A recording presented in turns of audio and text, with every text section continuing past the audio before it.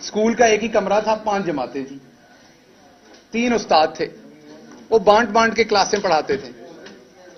जिस जिस तरीके से सूरज मूव होता था उस तरीके से हमारी क्लास भी उस दरख्त के नीचे मूव होती थी, क्योंकि दरख्त के साए के नीचे पढ़ते थे। अपनी अपनी बोरी लेके रख के पढ़ते थे। वो एंकर साहब एचीसन में पढ़ते थे, तो मैं उनको बताऊं कि मिडिल क्लास क्या होती, भाई मैं तो मिडिल क्लास से भी नहीं हूं। वो तो मैंने इसलिए कह दिया था कि आप कहीं गुस्सा ना कर जाएं कि गिल साहब ने तो बिल्कुल ही अखीर कर दी है। तो बेसिकली तो मिडिल क्लास से आप हैं, मैं नहीं था। तो वो बोरी के साथ 5वीं जमात तक हमारी क्लास मूव करती थी। फिर हम हाई स्कूल गए, जो गांव से कोई 3-4 किलोमीटर दूर था। हमें लगा वहां पर हम भी शहर जैसे स्कूल में बैठेंगे। वहां जाके हमें यह पता चला, 2 चीजें पता चली। एक तो यह पता चला कि वहां भी 6ठी जमात से लेके 8वीं जमात तक टाट पे ही बैठना है। अच्छा, लेकिन वहां फर्क एक था, 5वीं तक घर से अपनी बोरी लेके जाते थे, 6ठी 7वीं 8वीं वहां टाट मौजूद था, तो बोरी बस्ते में नहीं डालनी पड़ती थी। तो यह फर्क था, यह तरक्की हो गई थी। उसके बाद यह भी पता चला कि पहली दफा अंग्रेजी सीखनी है, ए क्या होता है, बी क्या होता है, सी क्या होता है, यह 6ठी जमात में पता चला।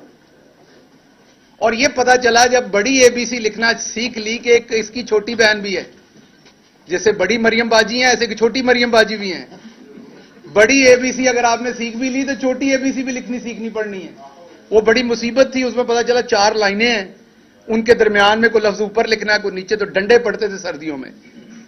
तो मेरी उनको गुजारिश है, जो दोस्त समझते हैं कि मिडिल क्लास क्या होती है, तो मैं अब आपके यूट्यूब के लाइक्स और व्यूज तो मेरे बढ़ाने का ठेका नहीं है, तो मैं तो आपके साथ नहीं आ सकता।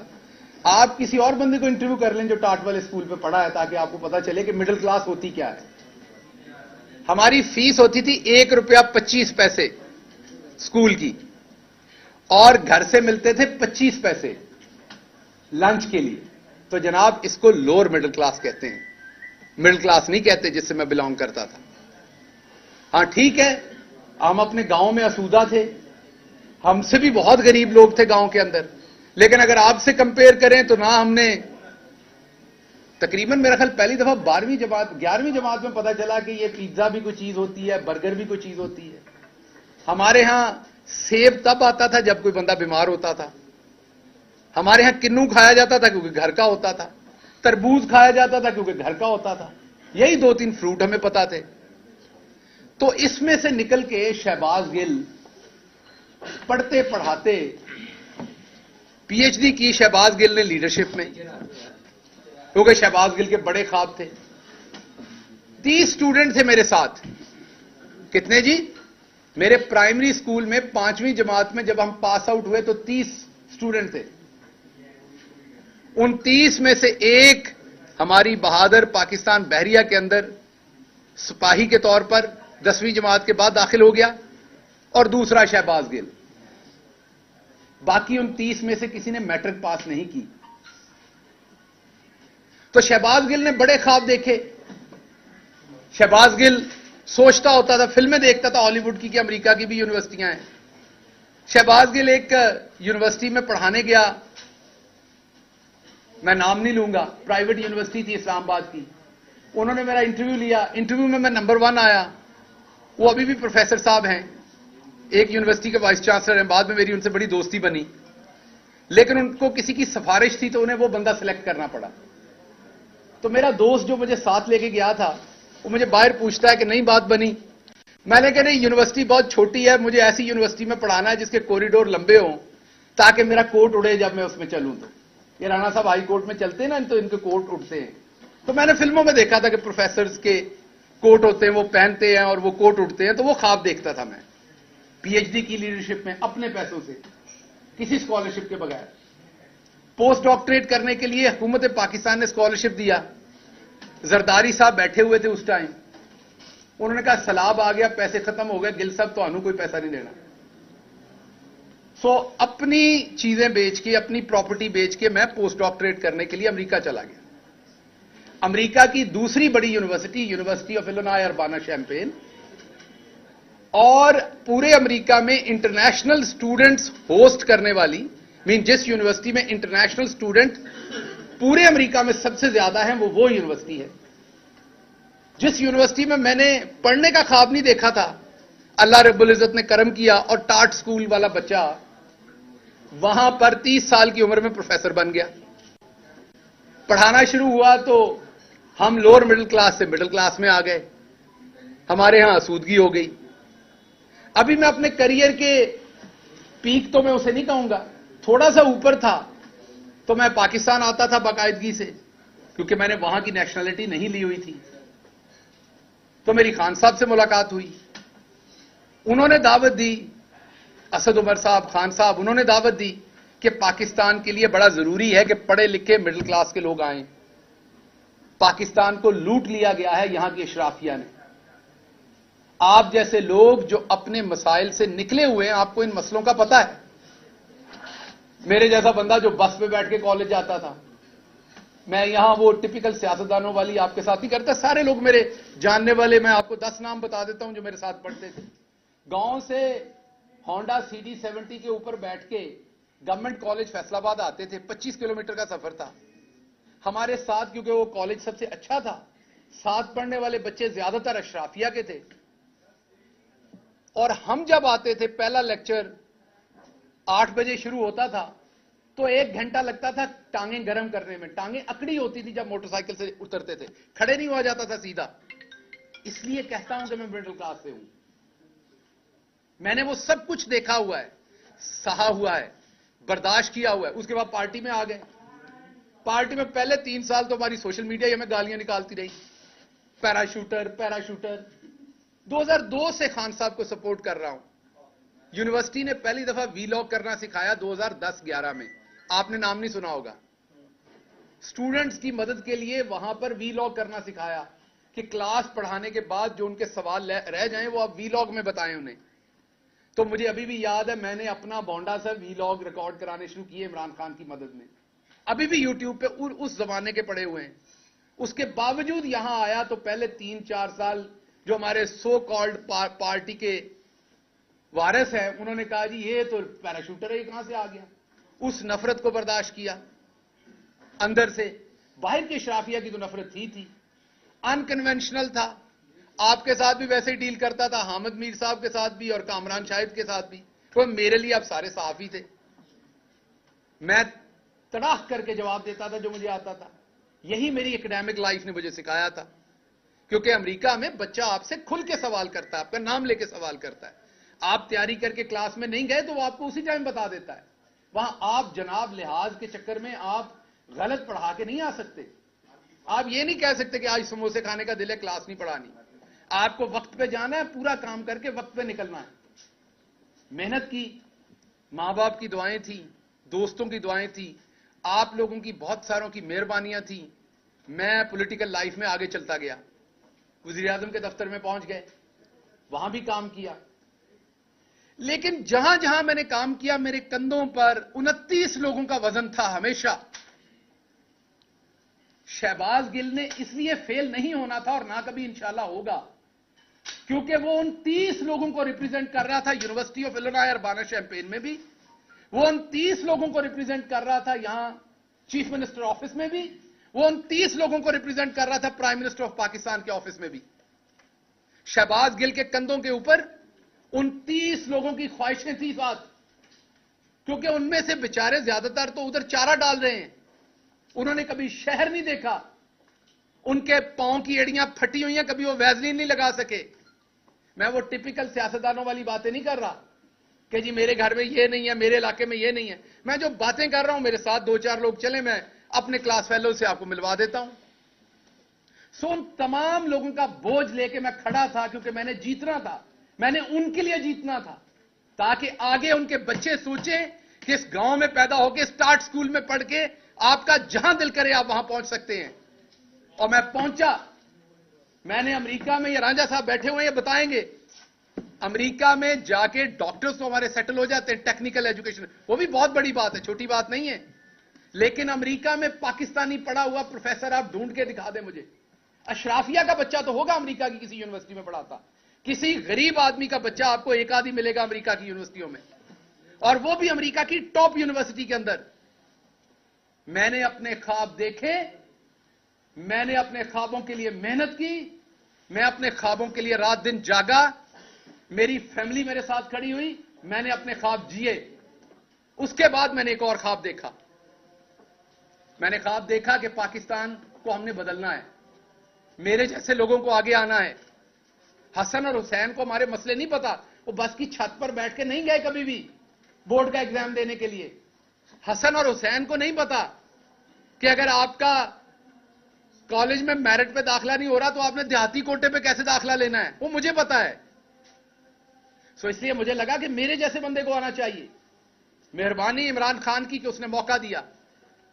मैंने अमेरिका में अपनी वो तनख्वाह जो आज शायद 60-70 लाख बनती होगी महाना, जब छोड़ के आया था तो 35-40 लाख बनती थी, जो एक मेरी तरह के मिडिल क्लास का ख्वाब हो सकता है। कहा जाता है जो आपके फार्म हाउस है आपका वो है, और भाई लूट के नहीं, वहां मेहनत से कमाया था। जो कुछ भी है, लोग इल्जाम तो पाकिस्तान में सब सियासतदानों पे लगते हैं और वो इल्जाम कभी प्रूव नहीं होते। मेरा आपको चैलेंज है कि मेरे पे अल्लाह के करम से अजान हो रही है, इल्जाम लगा के दिखाएं कि मैंने करप्शन की है। अगर पार्टी के 5 सबसे आप ऑनेस्ट बंदे निकालेंगे तो मैं उन 5 में एक हूंगा, और अगर गलत कह रहा हूं तो कोई सामने आए और इल्जाम लगाए। पंजाब में 1 साल रहा हूं, फेडरल में मैं 3 साल रहा हूं, 2.5-3 साल। कोई एक ऑफिसर खड़ा होकर बताए मैंने एक ट्रांसफर, एक पोस्टिंग, एक सिफारिश के लिए किसी को फोन किया अपनी जात के लिए। अगर कोई बुजुर्ग आ गया है, अगर किसी के साथ जुल्म हो रहा है पुलिस की तरफ से, किसी सहाफी का मसला है, तो बिल्कुल वो रफाए आमा के लिए किया, अपनी जात, अपने रिश्तेदारों, अपने किसी अजीज का काम किया हो। मैंने तो कभी अपने किसी अजीज की इमरान खान से तस्वीर नहीं बनाई। चीफ ऑफ स्टाफ होने के बावजूद मेरे किसी दोस्त की तस्वीर दिखा दे, मेरे किसी फैमिली मेंबर की, मेरे भाई की, मेरी बीवी की, मेरे किसी इंसान की तस्वीर दिखा दे इमरान खान के साथ, मैंने एक ही चीज सीखी थी, पूरा तोलो। जब मेरे पे जिम्मेदारी थी मैंने पूरा तोला। मैंने अमेरिका में एक आर्टिकल लिखा। मेरे दादा एक अनपढ़ थे, चौधरी इस्माइल गिल। जब पाकिस्तान बना, इधर मजाक उड़ाया गया इनकी दादी आलू पालक पका रही थी गर्मियों में। हम अमृतसर वाले हर चीज की वड़ियां बनाते हैं। सर्दी तब फ्रिजें नहीं होती थी, सर्दियों की आपकी जो सब्जियां हैं वो गर्मियों में इस्तेमाल होती, गर्मियों की सब्जियों। अब आप हमारा क्योंकि उधर बॉर्डर बंद है, हमें पता नहीं इस कल्चर का। अमृतसर से जो लोग आए वो भी घरों में बनाते हैं, तो आपको इस बात का क्या पता कि हम गर्मियों में भी साग खाते थे, हम गर्मियों में भी आलू मटर हमारे पास होते थे, क्योंकि हम उसका जैसे आप अचार बनाते इसी तरीके से वो सब्जियां भी सिक्योर हो जाती थी। बहरहाल इस बकवास में मैं क्या जाऊं, मैं वापस आता हूं कि मेरे दादा बहुत परेशान थे कि उन्होंने पाकिस्तान आना है कि नहीं। ये मैंने आर्टिकल लिखा था अमेरिका में, दोबारा पब्लिश करूंगा। ये लिखा था जब आदित्यनाथ योगी के क्या नाम है उसका, जो यूपी का चीफ मिनिस्टर बना, जब उसने कहा कि मुसलमान चले जाएं, तो मैं अमेरिका में प्रोफेसर था पाकिस्तानी, तो मैंने एक आर्टिकल लिखा था अमेरिका की अखबार में कि मेरे दादा बहुत परेशान थे कि उन्हें पाकिस्तान जाना है कि नहीं, क्योंकि सब कुछ छोड़ के जाना पड़ना था। उन्होंने फैसला लिया था और वो सारी उम्र जब तक यहां थे, जितनी देर जिंदा रहे, तो वो पूछते रहे, अनश्योर थे कि मैंने सही फैसला किया था कि नहीं। उसको देश कहते थे जब भी बात सुनाते थे। सभी के आपके बुजुर्ग जितने, वो देश कह के बातें सुनाते थे, आपको पता है। तो वो अनश्योर थे कि मुझे वहां जाना है कि नहीं जाना, छोड़ के आना चाहिए था कि नहीं। तो मैंने अमेरिका में बैठ के जवाब दिया था कि दादाजी आपका फैसला दुरुस्त था।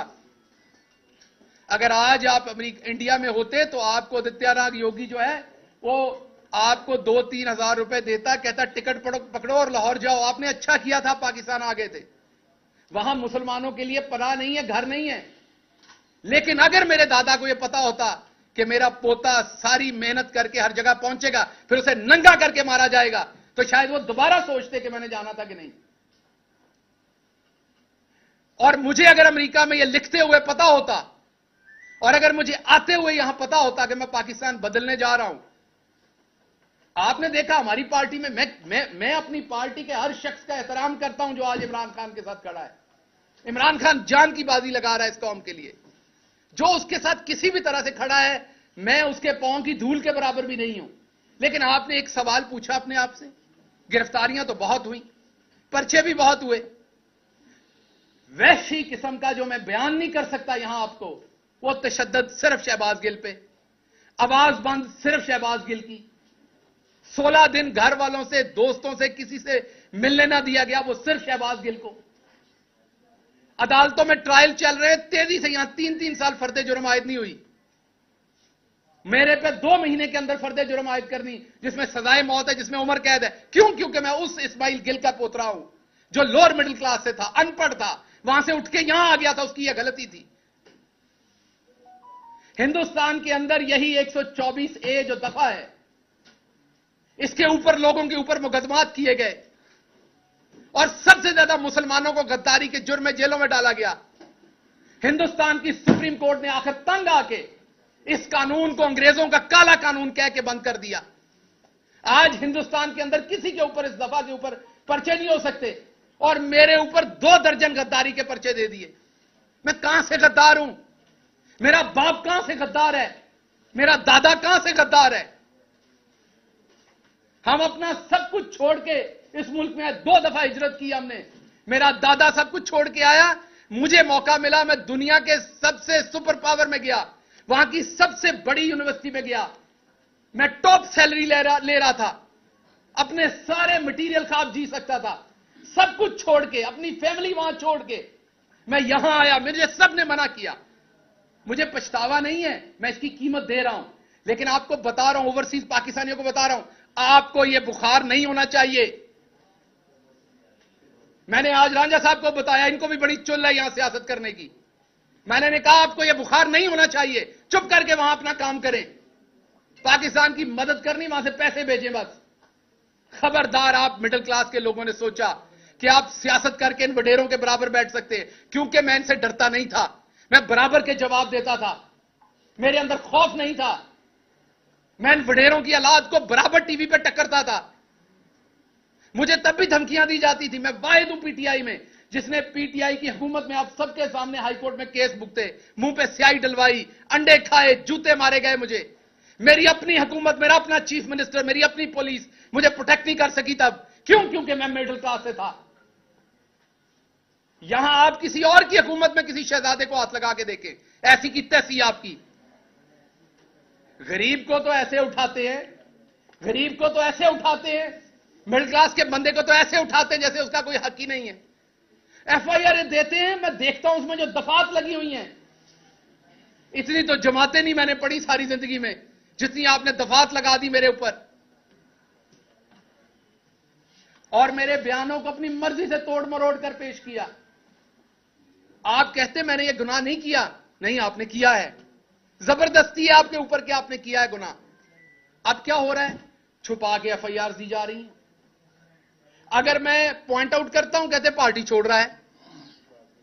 लोग अपने अपने वीलॉग्स के व्यूज बढ़ाने के लिए शहबाज गिल पार्टी छोड़ने की सोच रहा है।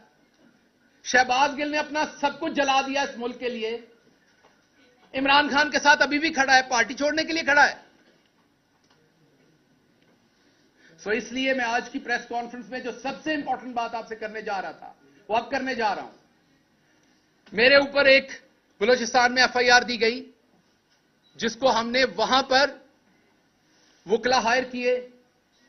आम बंदे के लिए आम बात है, अमीर आदमी के घर में कोई बीमार हो जाए ना, आम बात है, ड्राइवर होता है, मैनेजर होता है, हॉस्पिटल फोन हो जाता है, वहां सब कुछ तैयार हो जाता है। ये पीछे असलम साहब खड़े हैं, इनसे पूछें हमारे जैसे फैमिलियों में जब कोई बीमार होता है तो क्या होता है, पहला फिक्र पैंदी है पैसे कितों ले आने ने।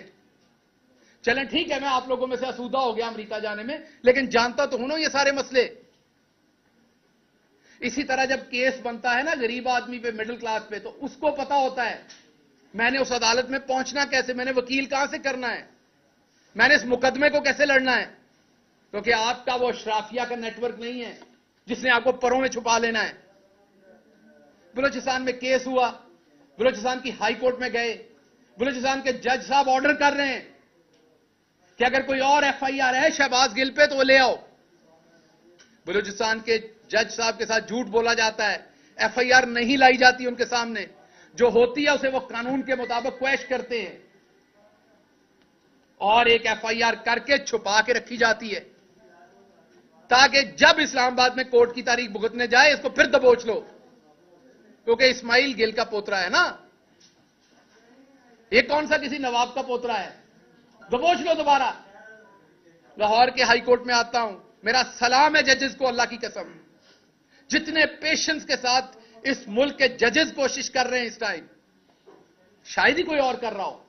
लेकिन जो पूरा निजाम बना दिया गया है, ये जो इस टाइम हुकूमत बैठी हुई है, इनकी जो हटदर्मी है, जिस तरह जजेस के फैसलों को ये ब्रेक करते हैं, जिस तरह उसको रोकते हैं, उसका कहीं मुजाहरा हमने नहीं देखा पहले।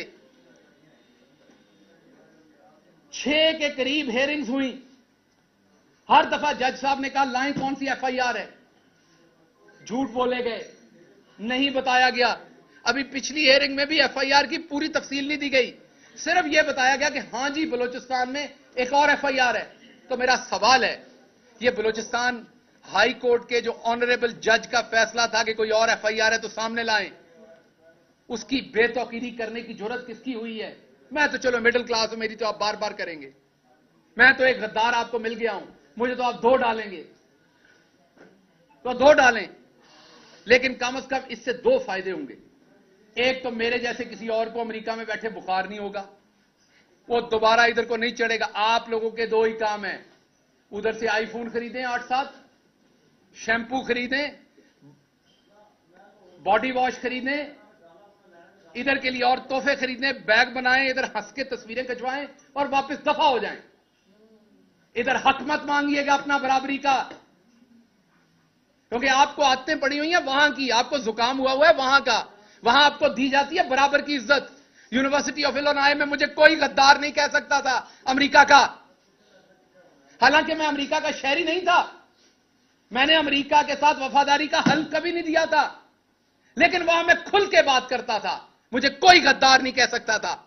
लेकिन जिस मुल्क में मेरे दादा ने अपना सब कुछ छोड़ के पांव रखा, जिस मुल्क के लिए सब कुछ कुर्बान किया, वहां पर एक दफा नहीं 2 दर्जन गद्दारी के मुकदमा आते मेरे ऊपर।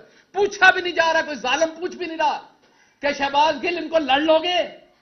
अब आपने अगर मुझे उम्र कैद या आपने मुझे सजाए मौत देनी, वो तो एक पर्चे में ही दे लोगे, तो 2 जान छुड़ाओ। आपने मुझे सजाए मौत देनी, दे दे, जान छुड़ाएं, क्योंकि मैं इस जिल्लत की जिंदगी में सजाए मौत से कम आपसे नहीं लूंगा। देनी है तो अब आपको मुझे सजाए मौत देनी है, मैं अदालत से मांगूंगा कि मुझे सजाए मौत दी जाए, क्योंकि मैं इस जिल्लत की जिंदगी नहीं जीना चाहूंगा। जो आप मेरे माथे पे लिख रहे हैं, इस्माइल गिल का पोता गद्दार नहीं है इस मुल्क का। आप किस तरह मुझे आपने मारा, मैंने गिला नहीं किया, मैं इतने महीनों से चुप हूं, क्योंकि इधर से उठाऊंगा अपना पेट नंगा होगा। मेरा मुल्क है ना, नहीं बात की मैंने, किसी ने कहा डर गया। आपने देखा जो आपके पास 1 घंटा 2 घंटे रहे, उन्होंने बाहर आके क्या किया? मैं 16 दिन रहा आपके पास, मैं चुप हो गया। सब्र है हम लोगों में, हम गांव के लोग हैं, हमें बड़ा सब्र है, हम लगे हुए जख्म भी माफ कर देते हैं, बहुत सब्र है, लार्जर गुड के लिए बहुत कुछ करते हैं हम लोग। मुझे पता है मेरे मुल्क को इसका नुकसान होना है। मुझे मेरी यूनिवर्सिटी ने कहा कि बताओ यहां किसको लिखना है। आपको पता है मैंने आज तक अमेरिकन एम्बेसी को खत नहीं लिखा, मेरी बीवी वहां बैठी है, मैंने उसे मना किया आपने किसी को ईमेल नहीं करनी।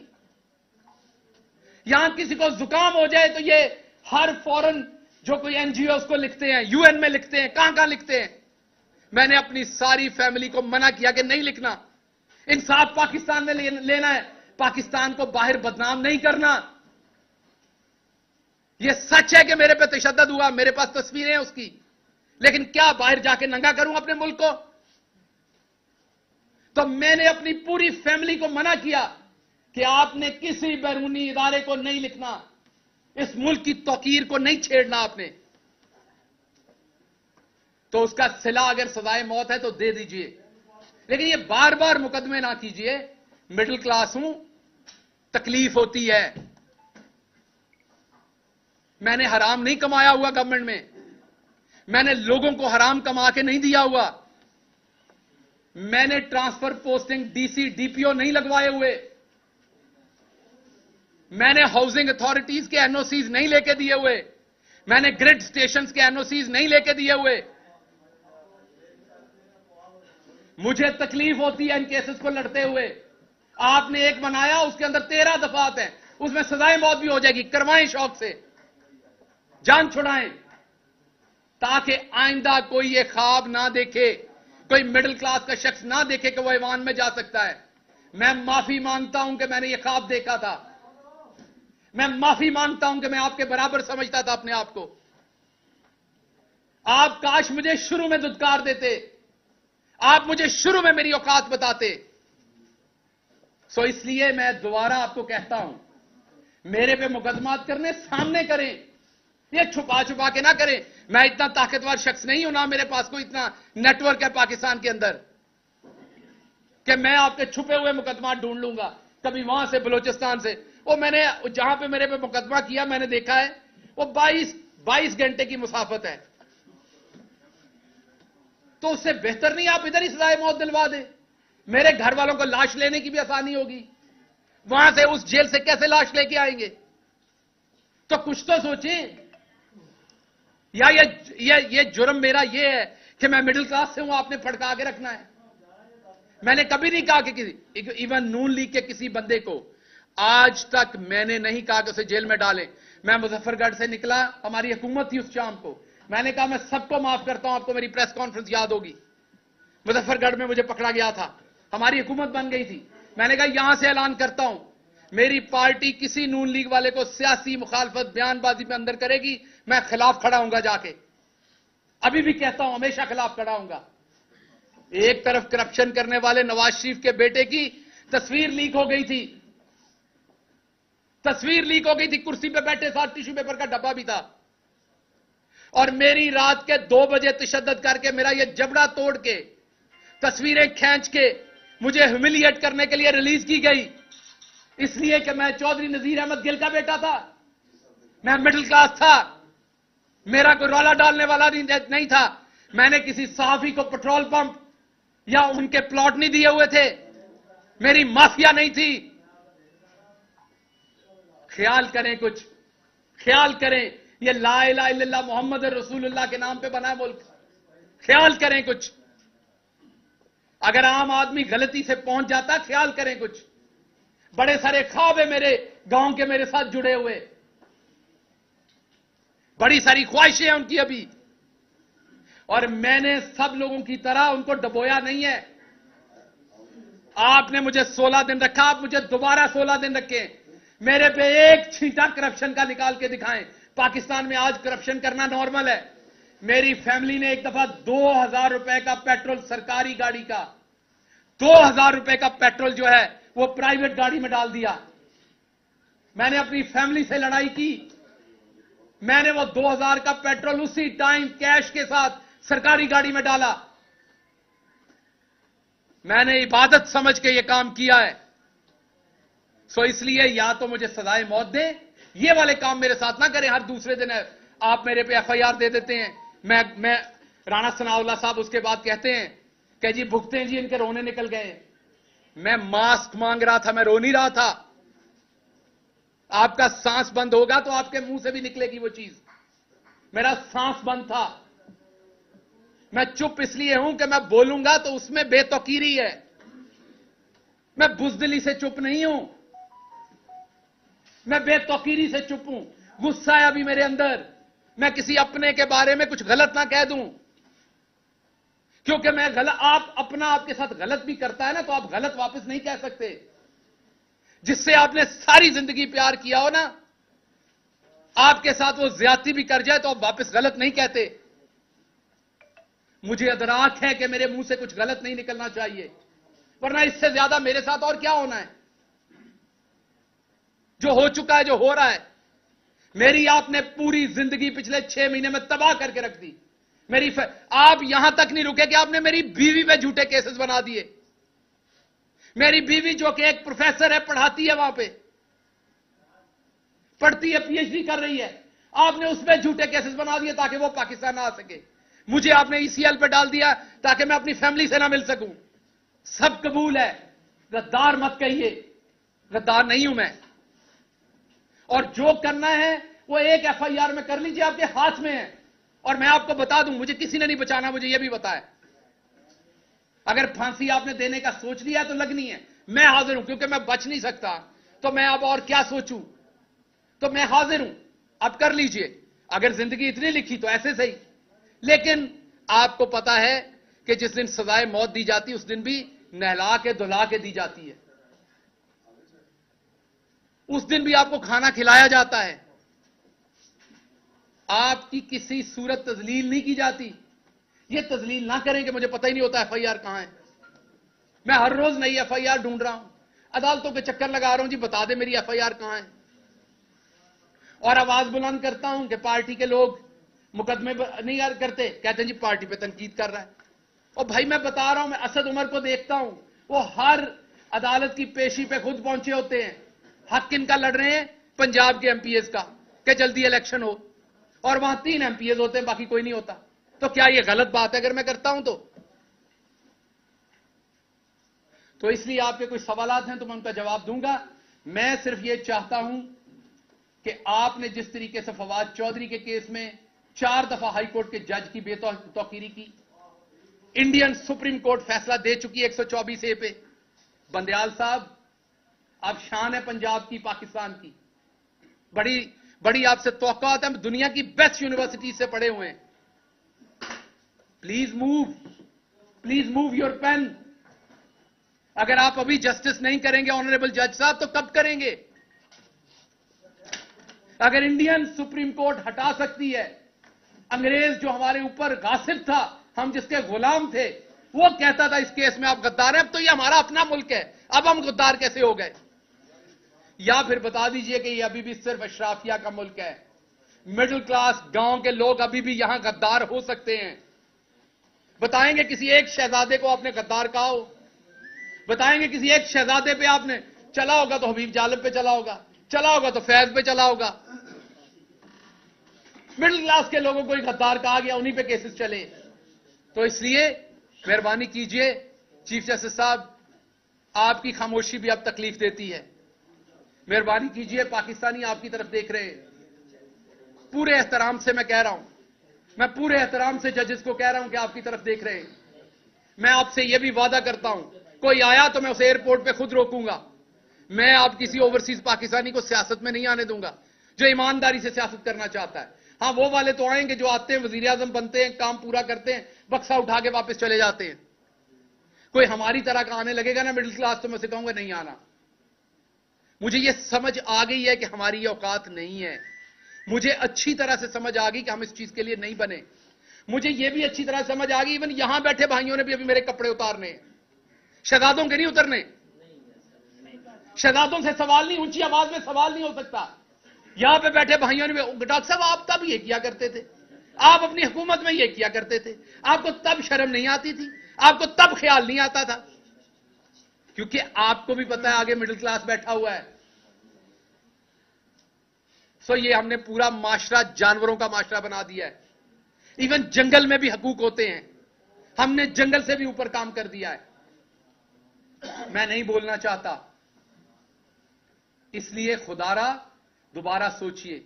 हम इस मुल्क के शहरी हैं, हम इस मुल्क से मोहब्बत करते हैं। इस मुल्क के अदलिया हो, कोई भी इदारा हो, हर इदारे का एहतराम करते हैं, मोहब्बत करते हैं। पॉलिटिकल डिफरेंसेस हो सकते हैं, इसलिए इनको पॉलिटिकल डिफरेंस रहने दीजिए, इस हद तक ना जाइए। हमने नवाज शरीफ की तरह करप्शन नहीं की हुई, हमने पैसा नहीं बनाया हुआ। हम पे 1-2 केस बनाए, उसमें मैंने बार बार कहा सजाए मौत करा दें। इतनी लंबी चौड़ी ये कोई, आपने तो इतनी तो रेस्टोरेंट के अंदर डिशेस का मेन्यू नहीं होता जितनी एफआईआर दे मारी हैं। एक मिडिल क्लास बंदा किधर से उनको पकड़े, किधर से पूरा करे? कोई सवाल? जी डॉक्टर साहब ये फरमाइएगा कि पहली बात तो ये है डॉक्टर साहब कि जितने भी हमारे सहाफी हैं, जो कुर्सी पे होता है हम सवाल करते हैं। नहीं हाजिर हूं। हाँ, और सख्त सवाल भी करते मैं हैं। माजरत अगर मेरी कोई बात आपको बुरी लगी। बात नहीं, हमें ये नहीं है, और ऐसा नहीं है कि हम किसी पे ऐसे कर रहे हो, ये गलत बात है, ऐसा नहीं है। और एक सवाल ये है कि आपकी चेयरमैन तहरीक इंसाफ इमरान खान साहब के साथ मुलाकात हुई थी कुछ दिन कबल। ये फरमाइए, जो आप थोड़ा सा ऐसा लग रहा है जैसे आप गिला कर रहे हैं पार्टी के कि वो लोग नहीं आ रहे, ये रास्ते में नहीं है, ऐसा शायद महसूस हो रहा है हमें। क्या खान साहब ने क्या कहा आपके हवाले से ओवरऑल और आइंदा का लाहे अमल जो है पार्टी की सतह पे आपके हवाले से? देखिए, 2 चीजें जहन में रखिए। आपको मेरे केसेस के बारे में ये बात हुई। जो मैं मेरे केसेस के बारे में, ये बात नहीं है। मुझे बताइए ना, असद उमर साहब इस्लामाबाद से लाहौर आते हैं, साहब से मुलाकात से रिलेटेड वो बात नहीं है। मुझे बताइए ना, असद उमर साहब इस्लामाबाद से लाहौर आते हैं, उनके साथ 3-4 वहां पर लोग यहां से लाहौर से उठ के जाते हैं या पंजाब से उठ के जाते हैं, बाकी क्यों नहीं जाते? कौन कहेगा पार्टी में ये? कौन झंझोड़ेगा इन्हें? तो झंझोड़ता हूं तो क्या गिला? नहीं, मेरा हक है। चले मेरे केस में तो वो ले लेंगे, इंडिविजुअल है, मेरा फायदा होना है अगर मैं बच गया उसमें से, तो वो तो केस सबका है ना।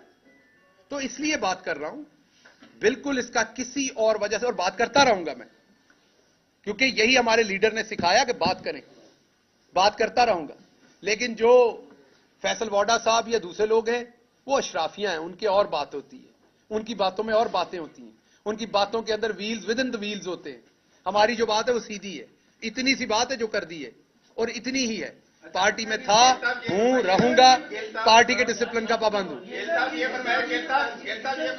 आपकी तरफ आता है, ये बताइएगा, ये जो हीरा आप कर रहे हैं, ये जब आप भी पेशी पे जाते हैं तो आपके साथ भी कोई रहनुमा या एमपी? इसका मैंने जवाब दे दिया, आगे चले। इसमें कोई इंपॉर्टेंट बात नहीं, इसमें कोई मसाला नहीं निकलना। सिर्फ मैं अपने मेंबरान को कह रहा हूं, मैं बताता हूं, ये सिर्फ मेंबरान अपने को बता रहा हूं कि पूरी एफर्ट करें। अकेले खान ने आपका ठेका नहीं लिया हुआ सारी एफर्ट करने का, आप सबको एफर्ट करनी पड़नी। अकेले खान ने सारा वजन नहीं उठाया। एक आपने ट्वीट किया, ट्वीट के अंदर आपने कहा वही वर्ड दोहराए जो कि फैसल वावडा जो है मुख्तलिफ प्रोग्राम में बैठ के दोहराते हैं कि आप तीनों के सांप। वो कौन है आप तीनों के सांप जो खान साहब के इर्द गिर्द हैं? इधर भी होंगे 4-5, हर जगह ही होते हैं, कोई परेशानी नहीं लेते उस पर। मफाद परस्त लोग हैं। जब दोबारा अगर हुकूमत में आए, इमरान खान साहब के अच्छे दिन हुए तो फिर आपको जरूर बुला के बताऊंगा। अभी नहीं। आपने इस्लामाबाद पुलिस को ये बयान दिया है कि जो आपने बात की थी वो अमाद यूसुफ साहब के मशवरे से की थी। क्या आपने इस्लामाबाद पुलिस को कोई ऐसा बयान दिया है? यार वो मैंने जिमनियां पढ़ी तो नहीं है, लेकिन मुझे किसी ने बताया, उस जिमनी में तो इतनी इंटरेस्टिंग बातें लिखी हैं कि मुझे खुद अंदाजा नहीं है। मेरी बिल्कुल मैंने ऐसा कोई बयान नहीं दिया, ना खान साहब के बारे में, ना अमाद यूसुफ साहब के बारे में, ना किसी और के बारे में। तो ये बिल्कुल गलत है, क्योंकि केस अदालत में, इसलिए मैं उस पर ज्यादा बात इसलिए नहीं कर सकता कि उसका फायदा नुकसान दूसरी पार्टी उठा लेती है, लेकिन ये बिल्कुल गलत बात है। डॉक्टर साहब ये बताइएगा कि पिछले दिनों जो है वो सीनियर रहनुमा नून लीग की जावेद लतीफ, उन्होंने भी प्रेस कॉन्फ्रेंस की, उसमें उन्होंने कहा कि हमारे साथ कोई डबल गेम कर रहा है। हमारे दौर में हमारे ऊपर नामालूम अफराद के पर्चे होते थे और इधर जो है वो सरकारी अफसरान से पर्चे दिलवाए जा रहे हैं इनके खिलाफ। तो ये नामालूम वाला मामला, आपसे एक बार ऑफ रिकॉर्ड भी बात हुई थी 90-4 में, वहां भी आपने कहा था कि ये मामला अब खत्म होने वाले हैं। तो क्या ये खत्म हो जाएंगे नामालूम वाले मामले?